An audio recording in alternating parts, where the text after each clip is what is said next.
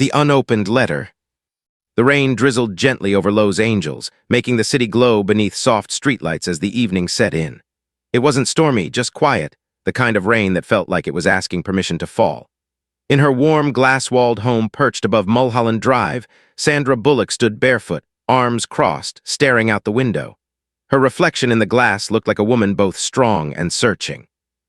Behind her, an unopened letter sat on the corner of the kitchen island, a letter that had arrived 3 weeks ago, and she still hadn't found the courage to read it. It had no name on the front, just her address, but the handwriting, clean, slightly tilted, unmistakable, was Keanu's.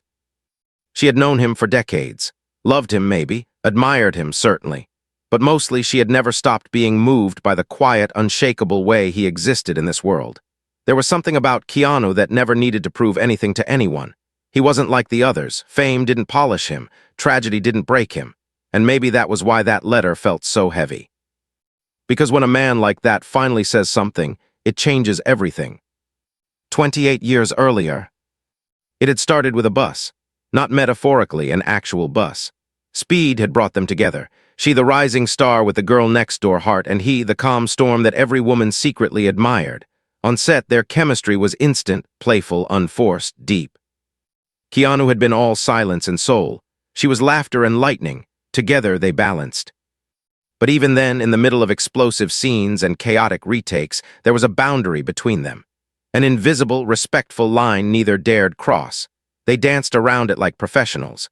But oh, the way he would look at her when she wasn't watching, and the way she would smile a little too long after he left the room. They never said anything. Because sometimes timing isn't a thing the heart controls. Sometimes life is louder. A missed flight and a moment that almost changed everything. Years passed, their careers blossomed, life twisted. They went on to love other people, lose people, carry private grief behind public smiles, and yet like gravity, they always came back to each other in quiet ways. Emails on birthdays, a bouquet when her dog died, a call when his sister was sick, small gestures that said, "I'm still here." Then came the night that almost changed everything. It was 2008. Sandra had just finished a long, emotionally draining shoot in New York. Keanu was in town for a private charity event. They ran into each other at a bookstore of all places, both holding the same rare edition of a philosophy book neither of them expected anyone else to be interested in. She laughed first. He smiled like he'd been waiting to see her. "Buy it," she said, placing the book in his hand, "but only if you promise to tell me what it means." He raised an eyebrow. "Over dinner." That night they didn't go anywhere fancy, just a corner table at a quiet, cozy Italian place in the village. It was supposed to be a quick catch-up. It turned into hours. They didn't talk about Hollywood, or projects, or fame. They talked about real things: childhood, regret, loneliness, faith, forgiveness. And near the end of the night, he said, "I think you've always been the safest place in my world, Sandra." She blinked, her heart fluttered. Then just as quickly, she looked down and smiled, avoiding what could have been everything. She had just adopted her first child. He was planning to move away for a while. Timing, again, was a cruel, poetic thief. So she said nothing, just smiled, and he didn't press. He walked her back to her hotel, hugged her tightly, then whispered, "Take care of your heart, it's the best one I've ever known." And then he was gone. The letter she never expected. Back in her kitchen in the soft present moment, Sandra finally reached for the envelope. Her hands were trembling. It had been almost 2 years since she'd seen him in person. The pandemic had slowed everything, and after her mother passed, she'd gone into silence. Keanu had sent flowers, of course, a single note. "Always with you, K." But this letter wasn't like the others. She took a deep breath and slowly tore it open. Inside was a folded page, handwritten, raw, real. It read, "Dear Sandra, I don't know how many lives we've lived before this one, but I'm certain in each of them I found you. You've always been light, the kind that doesn't ask for attention but fills every room without trying. I never told you this, not because I didn't feel it, but because I didn't want to complicate your beautiful life. But I think I owe this to both of us now. I loved you, not as a co-star, not as a friend, but as a man who saw everything in you and never stopped carrying it with him. I don't expect a reply. I just needed you to know. Yours in quiet truth. Keanu. Sandra stood frozen. For a moment the world held its breath with her. Tears rolled down her cheeks, silent, like the rain outside. She whispered into the room, "Why now?" Not in anger, not in regret. Just in awe. He had waited a lifetime to say what her heart had once begged to hear. And now, as she looked at the letter, she realized something that terrified her more than she expected. She might still love him, too. The interview that changed everything. The stage lights were softer than usual that night. Not blinding, not chaotic, just warm, gentle, the way they should be when something human is about to unfold. The camera panned slowly across the crowd as Jimmy Fallon leaned forward, smiling, holding a card in his hand. He glanced sideways with playful curiosity, and the audience knew something was coming. But the man in the chair next to him, black blazer, simple gray shirt, legs crossed in calm grace, didn't seem to notice the rising tension in the room. Keanu Reeves was a storm in stillness. Always had been. He didn't do loud, he did honest. And this night, sitting across from one of America's favorite talk show hosts, he had no idea that the story he was about to tell would stir emotions far beyond that studio. Backstage he watched. In a quiet corner backstage, wearing a long beige coat, a scarf loosely wrapped around her neck, Sandra Bullock stood behind a screen. She hadn't told anyone she would come, not even Fallon. She walked in through a side entrance with tinted glasses and the air of someone trying to hide more than just their face. She had no idea why she was there. Curiosity, maybe, but more than that, it was the letter, that damn letter. For 3 weeks it haunted her, a confession that felt like a love note sent too late, or maybe just in time. When she heard Keanu was doing this interview to promote a film, she didn't plan on attending. But something in her cracked open when she read the final line again that morning. "I don't expect a reply, I just needed you to know." She couldn't reply, but she could listen. And maybe, just maybe, tonight he would say something that could answer the storm inside her. The unexpected question. Fallon was laughing, of course. They always were when Keanu told his dry, poetic stories. This time, it was about riding the subway unnoticed for hours in Manhattan. "No one cares in New York," Keanu had said with a shrug. "They're all main characters in their own story." Then Fallon paused, smirked. He held up a photo. It was a behind-the-scenes still from the lake house. Sandra and Keanu, hands pressed against a frosted window, souls separated by time but connected by longing. The audience sighed with nostalgia. Jimmy raised an eyebrow. "You and Sandra, people still talk about that. 2 movies, decades apart, and people still say you had this, I don't know, magical chemistry." Keanu's lips lifted slightly. His eyes drifted to the photo. "She's magic," he said softly. The crowd leaned in. Fallon, sensing something raw, took a chance. "Did you two ever, off-screen?" Keanu chuckled, not forced, not dodging, just real. "No," he said, "but maybe we should have." There was silence. Real, thick, pin-drop silence. Even Fallon blinked. Keanu paused. "She's one of the few people I've met who sees the world the way I try to, quietly, honestly, with her whole heart." Backstage, Sandra's knees almost gave out. He wasn't acting. He wasn't promoting. He was saying the thing he'd never said. To her. To the world. And suddenly, she was the one unprepared. A whisper in the night. That night, long after the interview ended, Keanu stepped into his apartment, a calm, minimal space with soft jazz humming from a record player. He dropped his keys, loosened his collar, and turned toward the kitchen. That's when he saw it. A note folded neatly on the counter, sitting beside an unopened bottle of red wine. His breath caught. He stepped closer, picked up the paper. It was her handwriting. "Keanu, I didn't plan to come tonight.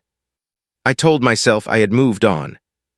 But when I heard you say what you said, and when I looked at you on that stage, so vulnerable and unfiltered, I realized something. The reason I never opened my heart to anyone else the way I wanted to was because a piece of it was always waiting. Waiting for a moment that never came. Until now. I don't know what this means. I don't know where it goes. But I'm here. And I want to know what you meant, not just with words, but with your life. If you still mean it, I'm outside. Yes. The door between them. Keanu didn't rush. He walked slowly toward the front door, his heart thundering, not out of panic, but the kind of quiet excitement only a man who has waited too long can feel. He opened the door, and there she was. In the same beige coat, scarf now loose around her neck, eyes red from wind or tears, he didn't know which. For a moment, neither of them moved. Then she stepped forward, not with a hug, not with words, but with her hand reaching for his. Like the first step of a dance, they were finally brave enough to try. And as he closed the door behind her, the world outside seemed to vanish. No noise, no cameras, just two people standing in a silence louder than any love song. Conversations under moonlight. They sat on the floor that night, barefoot, sharing a blanket, legs crossed like teenagers. The bottle of wine sat half empty between them. "I thought you were married once," she said, teasing softly. "I was married to silence," he whispered, "too long." She looked at him. "I'm scared," she said. He nodded. "Me too." But still, neither of them moved away. Because sometimes love isn't a lightning strike. Sometimes it's the quiet voice that says stay. And finally, after decades of pauses, missed chances and whispered truths, they stayed. The road trip that opened every door. The morning light slipped in through the curtains like a gentle whisper, golden and soft, casting warm lines across the hardwood floor of Keanu's quiet home. There was no alarm, no script, no press schedule waiting outside the door, only the rare, vulnerable silence that exists between two people who are no longer pretending to be strangers to their own hearts. Sandra stirred awake first. She wasn't in a hotel. She wasn't in costume. She was wrapped in a plain throw blanket, her head resting against the arm of Keanu's couch, one foot tucked under her leg and her hand gently cradling a coffee mug. Half full, cold now, forgotten from last night. But her eyes weren't groggy. They were clear, focused, awake in a different way. Across from her, seated on the floor with his back against the wall, Keanu was still in the same clothes from the night before. Eyes closed, breathing slow, not asleep but not fully present either, like someone listening to the world behind the world. It was one of the things she had always admired about him, his ability to sit in silence and still say something louder than 1,000 words. Sandra smiled faintly. She hadn't smiled like that in a long time, not a camera smile, a real one.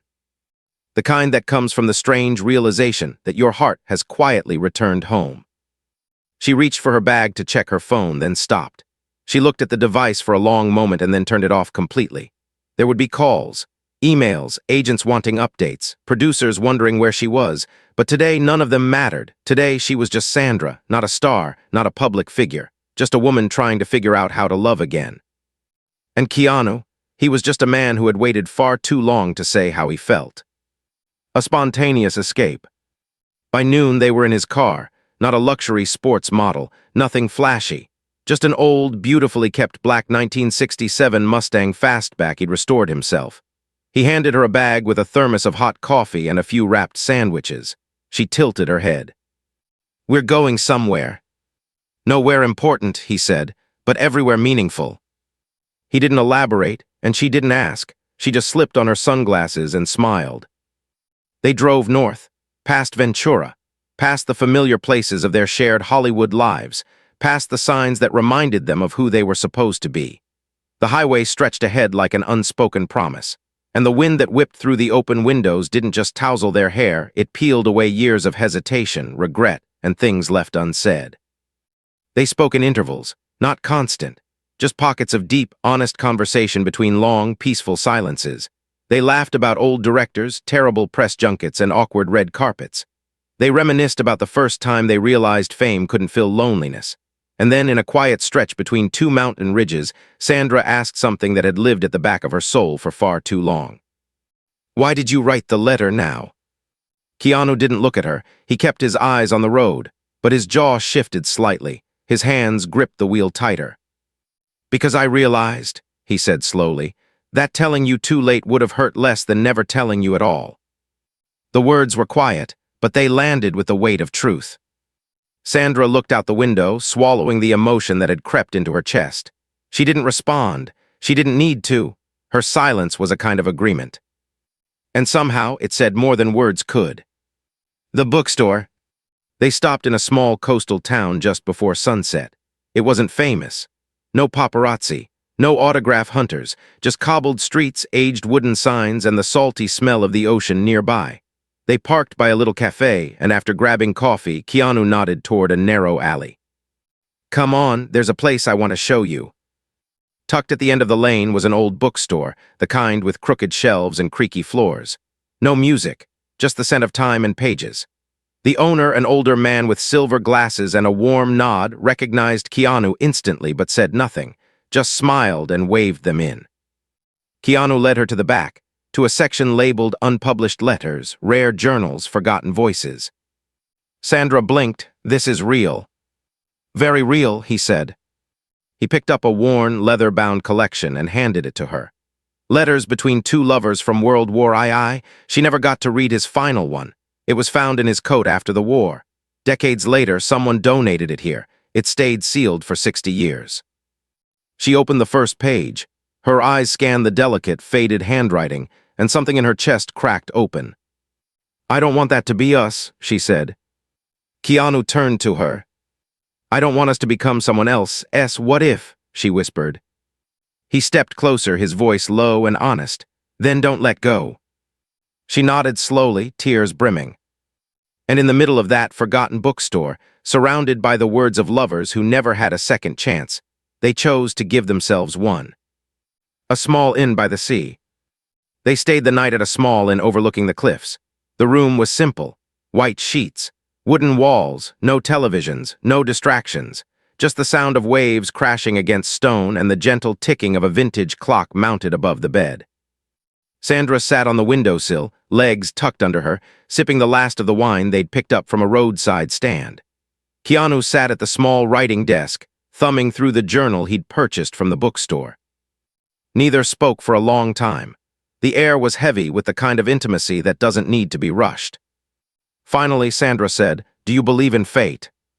Keanu looked at her. His gaze was steady. "I believe in choices and in the courage it takes to make the right ones even when they're late." She looked at him, her heart beating in a rhythm she hadn't felt in years. "Then make one now," she whispered, "before the moment passes again." He stood slowly, walked to her. And for the first time, he kissed her. Not with passion, not with haste, but with reverence, like someone who had waited a lifetime to touch something sacred. The rain that wasn't in the forecast. The city didn't wait for anyone, not even them. As Sandra and Keanu returned to Los Angeles with the quiet echoes of that coastal inn still in their hearts, the world they had temporarily left behind was already knocking at their doorsteps. News vans, camera drones, rumors.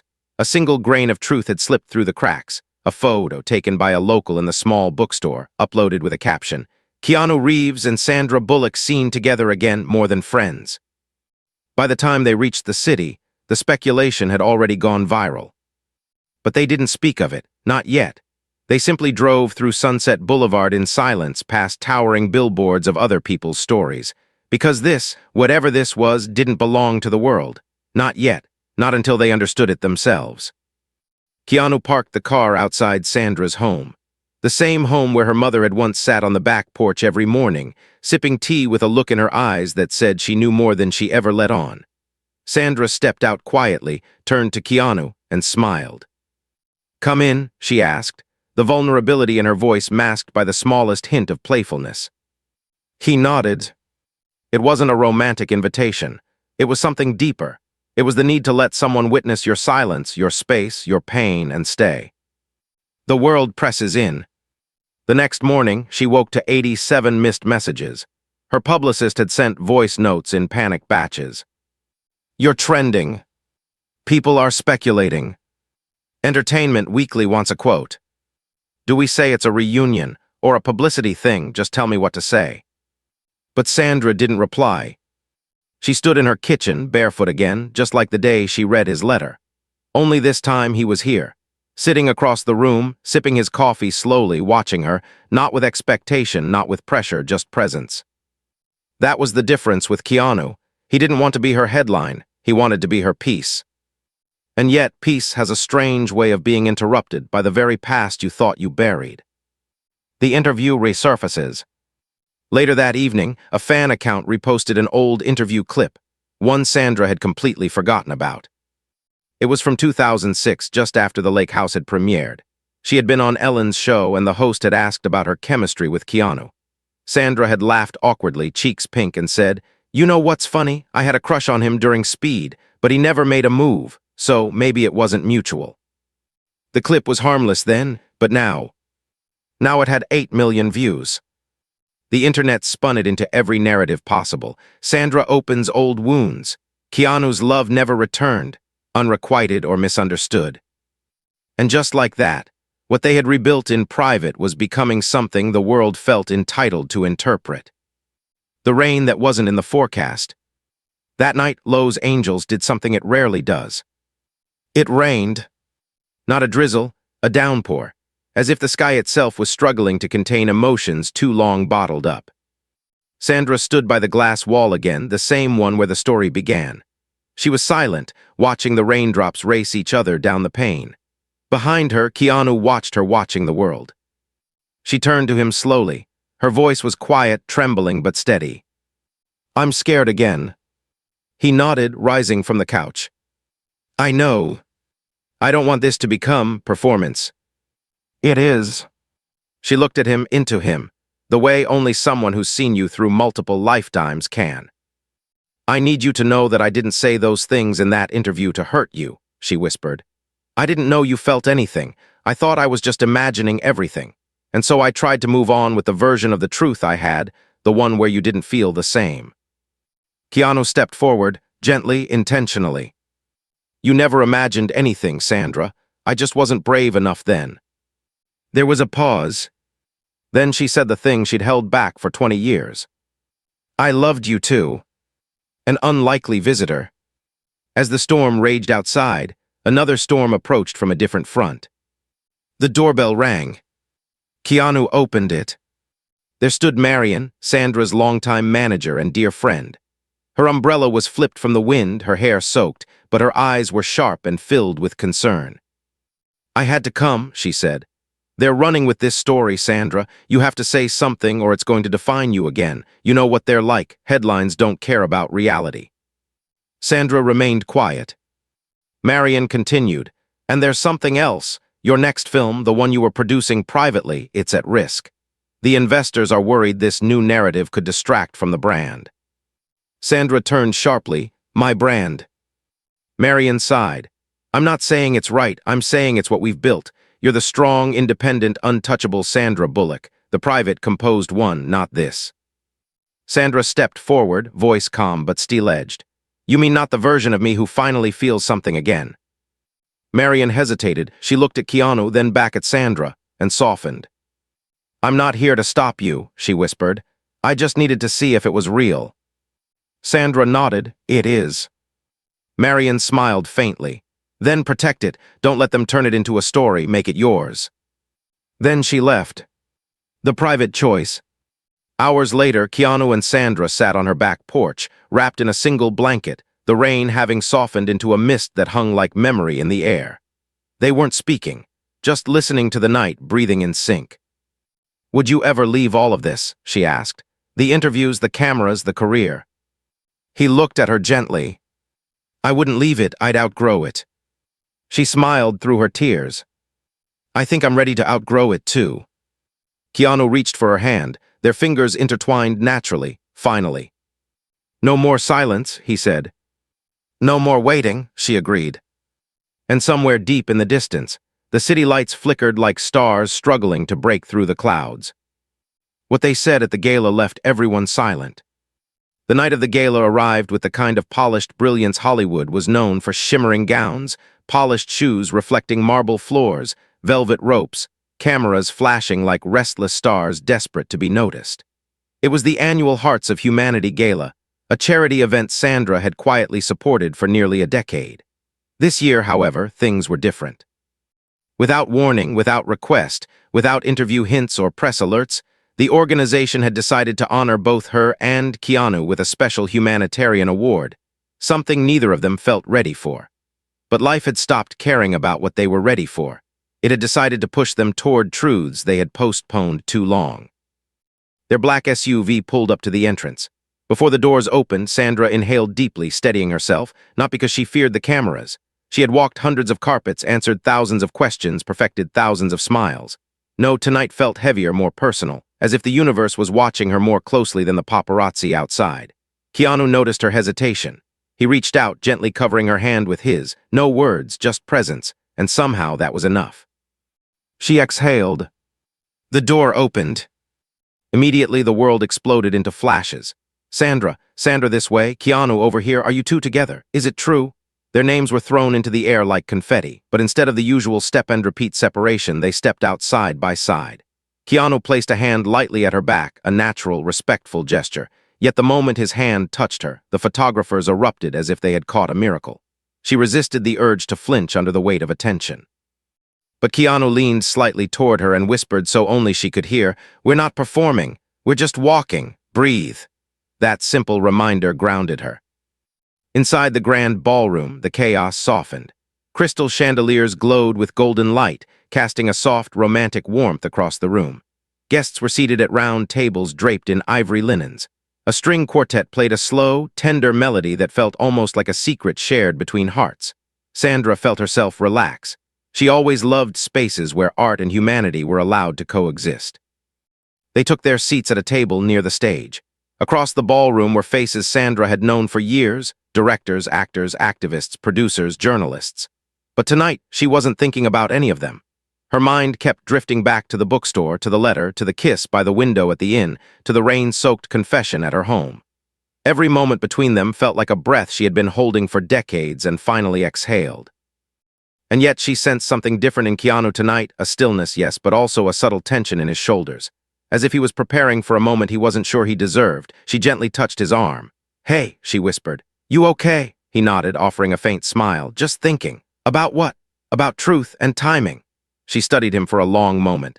Then she looked away because looking too long at Keanu always revealed a piece of her she wasn't ready to explain. A moment neither expected. The ceremony began with a warm introduction from the host. Speeches followed. Donations announced. Lives changed. Stories told. Eventually, the lights dimmed slightly, and the host's voice filled the hall with the announcement Sandra had been dreading. And now, a very special honor, for two artists whose humanity off-screen has been even more powerful than their performances on-screen. Please welcome Sandra Bullock and Keanu Reeves. The applause was thunderous. Keanu stood first, then turned to help Sandra from her seat, his hand brushing against hers with a gentleness that had nothing to do with courtesy and everything to do with care.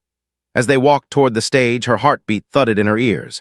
She wasn't nervous about speaking to a crowd, she'd done it countless times, but tonight was different. Tonight she wasn't speaking as an actress delivering a polished speech. She was speaking as a woman holding a truth she could no longer keep quiet. They reached the podium. The lights brightened, cameras focused. The entire room fell into anticipatory silence. Keanu stepped back politely, giving Sandra the microphone first. She didn't reach for it immediately. Instead, she looked at the audience, not with the practiced confidence of a celebrity, but with the quiet vulnerability of someone finally ready to stop hiding. She exhaled deeply. "Thank you," she began softly, her voice rich and steady. "I've been standing on stages for a long time, accepting awards, thanking people, making jokes, smiling for cameras. But tonight, I don't want to hide behind rehearsed words." A ripple of curiosity moved through the hall. "I want to speak as myself," she continued. "As Sandra, not the actress, not the producer, not the image the world knows, just me." She paused, searching for something in the crowd, and then she gently glanced over her shoulder at Keanu. He stood behind her, hands clasped, eyes steady, expression unreadable but warm. She turned back to the microphone. "For many years," she said, "I've carried a private version of myself that no one saw. I built walls not because I didn't want to be loved, but because I didn't know what to do with love when it finally found me. I convinced myself that timing was never right. That life was too busy. That work mattered more. And while all those things were true, they were also excuses. Excuses for not being brave enough to confront the truth inside me." The room had become painfully silent. Her breath shook for just a moment, but she steadied herself. She continued. "I spent years pretending that certain feelings never existed, feelings I thought were one-sided or inappropriate or impossible. And life went on. But what I didn't realize was that sometimes the heart keeps score. Sometimes the heart remembers what the mind forces us to forget." Gasps spread quietly across the tables. Keanu lowered his head slightly, as if absorbing every syllable. Sandra's voice softened to a trembling whisper, but it reached every corner of the room. And the truth is, she paused, gathering strength, I was wrong. I wasn't alone in those feelings, I just didn't know it, not until recently. From the crowd came a soft murmur of realization. And then slowly, Sandra turned fully to face Keanu. Her eyes shone under the golden lights. For years, she said, I thought I imagined the way you looked at me. I thought I invented the connection between us to make moments feel less lonely. But I was wrong. You were there too, you felt it too, and I didn't know that until the day you finally found the courage to tell me. Keanu's expression faltered. A flicker of emotion, grief, awe, relief crossed his eyes. Sandra turned back to the microphone. Tonight, I don't want to accept this award alone. I want to accept it with someone who has taught me more about kindness, presence, and quiet truth than anyone else in this industry. Her hand reached toward Keanu without hesitation. I want to accept it with him. The room erupted in gasps. Some people covered their mouths. Others froze mid-clap. A few cried. And Keanu walked toward her with the softest, gentlest expression she had ever seen on his face.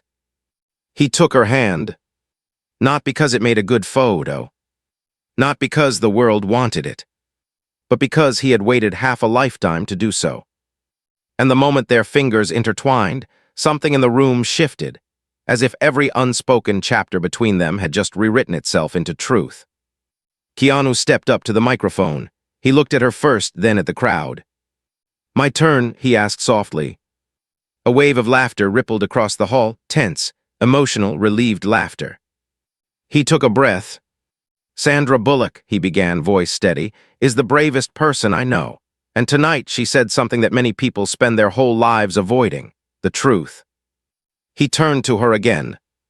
And the truth is, I was scared too. I was scared of hurting a friendship I valued more than my own clarity. I was scared of timing, scared of losing someone who already meant everything to me. The room swelled with emotion. But fear, he said, tightening his hold on her hand, has no place in a life that wants to be lived fully.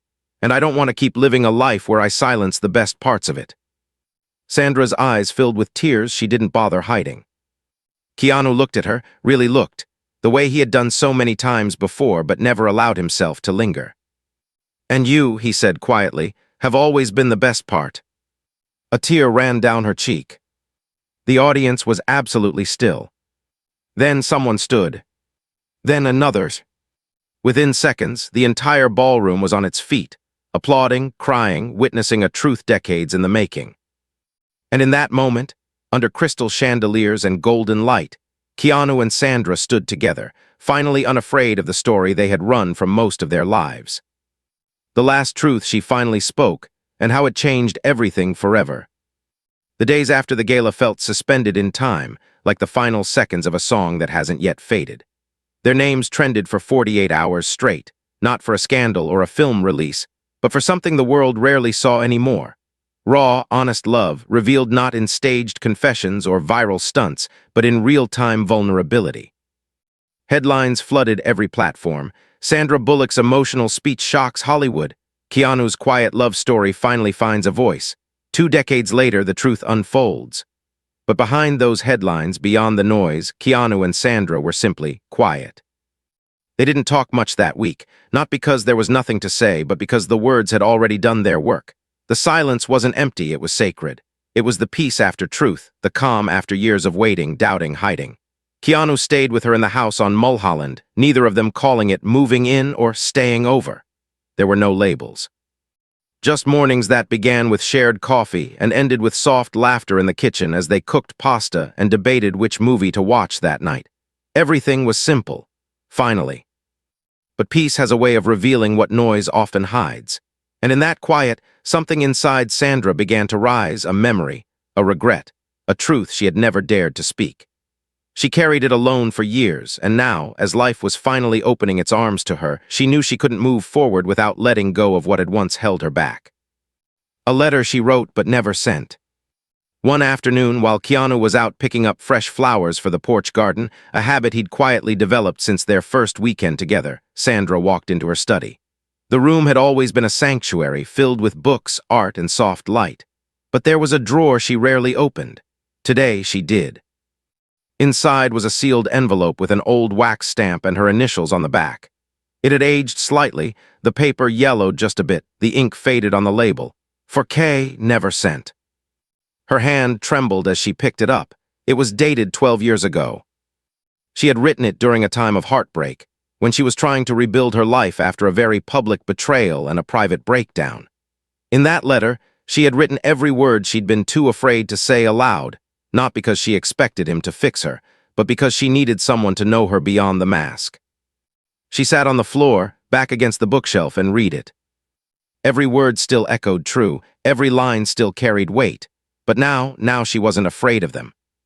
So when Keanu returned, carrying a bouquet of tulips, her mother's favorite, she stood waiting in the hallway, letter in hand. The truth she never thought she'd say. "Can we sit?" she asked softly.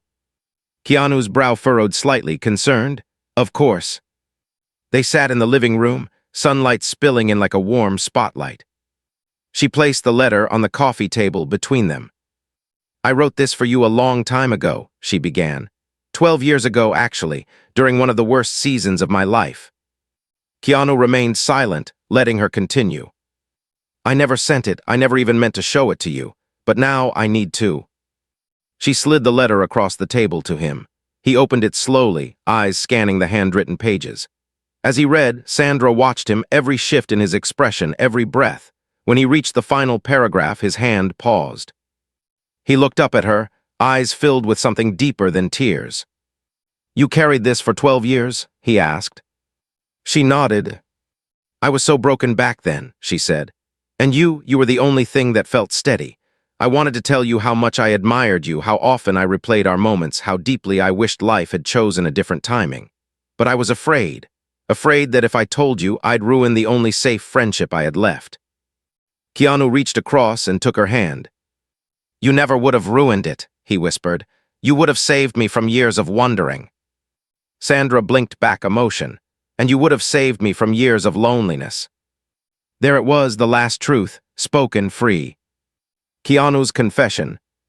He stood slowly, pulling her up with him, holding both her hands in his. "There's something I never told you either," he said. "Something I've lived with for a very long time." Her heart thudded, but she didn't interrupt. "Years ago," he continued, "I had a dream, a very specific dream. We were in a garden, not a film set, not a red carpet, just a quiet garden, and you were sitting under a tree, reading. There was a little girl playing in the grass nearby, and she looked like you." Sandra's eyes widened. "In that dream," he said, voice trembling, "we weren't famous. We weren't haunted by schedules or the past. We were just whole, like we had finally come home." Sandra stepped closer. "Why didn't you tell me?" "Because I thought it was just a dream. But now I think it was a memory from a life we hadn't lived yet." She broke down then, not in sobs, not in despair, but in soft, steady tears of recognition, of release, of knowing. "I want that life," she whispered. He nodded. "So do I." A new chapter begins. Weeks passed. The world moved on to other news, other headlines. But for Sandra and Keanu, time began to move differently. Slower, with intention. They traveled quietly, not to promote, but to live. They returned to that coastal town, bought a small piece of land near the cliffs, built a modest, beautiful home together. No staff, no red carpets, just quiet. And one spring morning, Sandra stood on that porch, holding a cup of coffee, watching the sunrise.